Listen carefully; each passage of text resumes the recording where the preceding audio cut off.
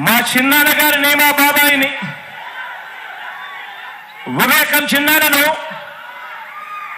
ఎవరు చంపారో, ఎవరు చంపించారో ఆయనకు, ఆ దేవుడికి, ఈ జిల్లా ప్రజలందరికీ కూడా తెలుసు. కానీ బురద జల్లేందుకు ఇద్దరు చెల్లెమ్మలను ఎవరు పంపించారో, వారు వెనకాల ఎవరు ఉన్నారో మాత్రం మీ అందరికీ కూడా రోజు కనిపిస్తూనే ఉంది. ఇంకా ఆశ్చర్యం ఏమిటో తెలుసా? ఇంకా ఆశ్చర్యం ఏమిటి అని అంటే, వివేకం చిన్నాన్నను అతి దారుణంగా చంపి అవును నేనే చంపాను అని అతి హేయంగా బహిరంగంగా చెప్పుకుంటూ తిరుగుతా ఉన్న హంతకుడు, ఆ హంతకుడికి మద్దతిస్తా ఉన్నది ఎవరో కూడా మీరంతా కూడా రోజు చూస్తా ఉన్నారు. ఆ చంపినోడు ఉండాల్సింది జైల్లో, కానీ ఆ చంపినోడికి మద్దతిస్తూ నేరుగా నెత్తిన పెట్టుకొని మరీ మద్దతు ఇస్తా ఉన్నది ఈ చంద్రబాబుకు సంబంధించిన ఎల్లో మీడియా, ఈ చంద్రబాబు మనుషులు. వీరి మద్దతు కోసం రాజకీయ స్వార్థంతో తప్పించిపోతా ఉన్న ఒకరిద్దరు నా వాళ్ళు. వీరంతా కూడా ఆ హంతకుడికి నిస్సిగ్గుగా ఆ హంతకుడికి మద్దతు ఇస్తున్నారు అని అంటే దీని అర్థం ఏమిటి అని చెప్పి అడుగుతా ఉన్నా. చిన్నాన్నను అన్యాయంగా ఎమ్మెల్సీ ఎన్నికల్లో ఓడించిన వారితో ఈరోజు చట్టాపట్టాలు వేసుకొని తిరుగుతున్నారు అని అంటే దాని అర్థం ఏమిటి అని అడుగుతా ఉన్నా. ఇంతటి దారుణం చేస్తూ దీన్ని నన్ను దెబ్బతీసే రాజకీయమని వారికి వారే చెబుతున్నారు అని అంటే ఇది కలియుగం కాకపోతే ఇంకా ఏమిటి అని అంటా ఉన్నాను. ఈ సందర్భంగా హత్య జరిగిన రోజున మాకు చెప్పిన విషయం, చిన్నాన్న హార్ట్ అటాక్తో చనిపోయాడు అని. సాక్షి కూడా వివేకానంద రెడ్డి గారు హార్ట్ అటాక్తో మరణించారు అని చెప్పుకుంటూనే వచ్చింది. తీరా మేము ఇంట్లోంచి బయలుదేరేంత వరకు కూడా ఇది హార్ట్ అటాక్తో చనిపోలేదు, హత్య జరిగింది అన్న విషయం మాకు తెలియదు. వచ్చి చూసిన తర్వాత కానీ ఇంత ఘోరంగా చిన్నాన్నను హత్య చేశారు అన్న విషయం మాకు తెలియదు. ఆ రోజు హత్య జరిగిన రోజు హత్య పలాని వాళ్ళు చేశారని కానీ పలాని వాళ్ళు చేయించారు అన్న కానీ ఈ విషయాలు ఏవీ తెలిసే పరిస్థితి లేదు.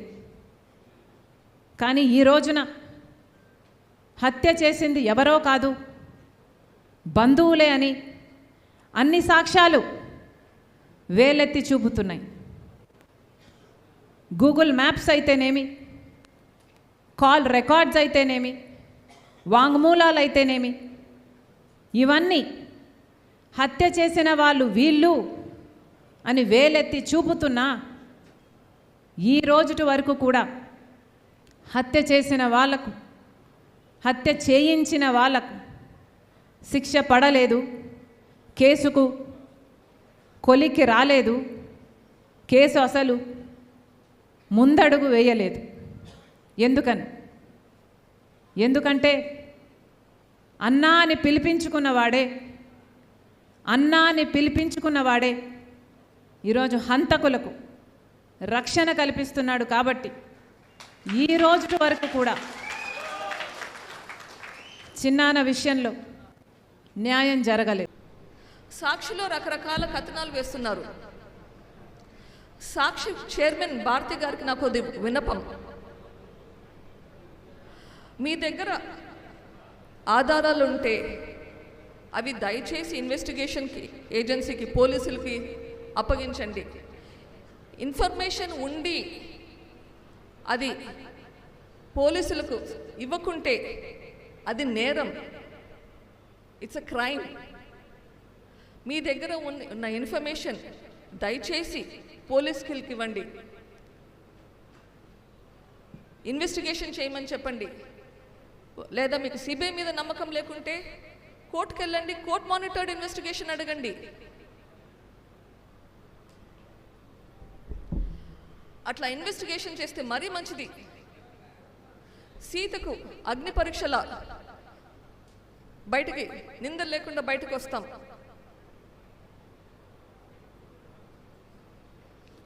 కడిగిన ముత్యంలాగా బయటకు వస్తాం. వైఎస్ వివేకానంద రెడ్డి గారు ఆయన దారుణంగా చంపబడిన రాత్రి వరకు మీరే చెప్తున్నారు, రాత్రి ఆ రోజు అంతకుముందు రోజు రాత్రి 11 గంటల వరకు ఇంటికి వచ్చినంత వరకు మీరు ముఖ్యమంత్రి కావాలని తాపత్రయపడుతూ ప్రచారం చేస్తున్నారు. ఇది మీరు కూడా ఒప్పుకున్న మాటే, మీరు అనే మాటే, పదే పదే అంటుంటారు. మరి మీకోసం అంత కష్టపడిన మనిషి మీద అంత దారుణంగా హత్య చేస్తే ఆ హత్య వెనుక ఉండే కుట్రకోణాలన్నీ బయటకు తీయాల్సిన బాధ్యత మీకు లేదా? ఇంకా ఎక్కువ ఉండాలి. మీకోసం ఎన్ని త్యాగాలు చేశాడు ఆయన. ఆయన పదవి కూడా త్యాగం చేశాడు కదా. మరి ఆ మహానుభావుని మర్చిపోయారా? ఆయన చనిపోయాక ఒక్కసారైనా ఆయన జయంతికి కానీ ఆయన వర్ధంతికి కానీ ఆయన సమాధుల దగ్గరికి వచ్చారా? ఇప్పుడు ఆపరేషన్ లేకుండానే మోకాళ్లకు ప్లాస్మా ట్రీట్మెంట్. మీ ఆర్థోపెడిక్ సమస్యలన్నిటికీ రోబోటిక్ టెక్నాలజీ ద్వారా తక్కువ ఖర్చుతో శాశ్వత పరిష్కారం. ఫ్రీ కన్సల్టేషన్, ప్రతి ట్రీట్మెంట్ పై 20% డిస్కౌంట్.